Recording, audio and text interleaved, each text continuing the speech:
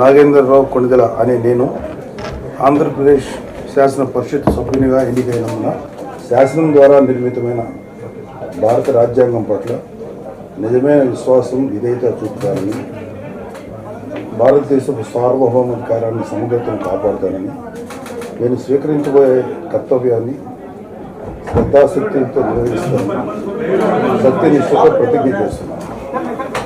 నేను ఆంధ్రప్రదేశ్ శాసన పరిషత్ సభ్యుడినైన నాగేంద్రరావు అనే నేను పరిషత్తు నియమాలు కట్టుబడి ఉంటానని, వాటిని అనుసరిస్తానని, పరిషత్తు మర్యాదలను పాటిస్తానని, సాంప్రదాయాలను గౌరవిస్తానని సత్యనిష్టతో ప్రతిజ్ఞ చేస్తున్నాను.